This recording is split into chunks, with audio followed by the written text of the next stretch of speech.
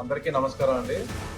ఈ రాయదుర్గంలో ఉన్న విన్ఫాస్ట్ షోరూంలో నరేష్ ఆటోమొబైల్స్లో VF7 విడ్ కార్ ఒకటి బ్లాక్ కలర్ తీసుకున్నాం. 2వ తారీఖు జూన్ నెల.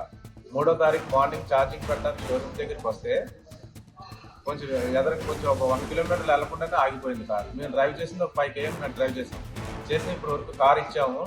కార్ ఇచ్చినా సరే వాళ్ళు ఎక్కడ రెస్పాండ్ అవ్వట్లేదు. ఏం చేసుకుంటారు చేసుకోని అంటారు. కార్ రిప్లేస్ చేయమంటున్నారు, డబ్బులు ఇవ్వమంటున్నారు, ఆ పార్ట్ వచ్చే వరకు ఆగమంటున్నారు.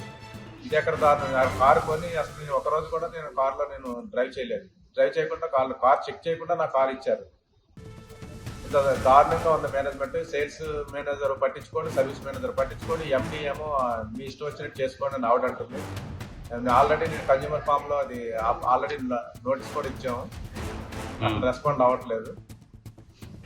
మీరు కార్ ఎంత పెట్టుకున్నారు? కార్ 25 లక్షలు ఇట్టు కొన్నాం. 25 లక్షలు కొట్టి 2వ తారీఖున కొన్నాం. ఇప్పుడు అప్పుడే ఈరోజు 18వ తారీఖు వచ్చింది.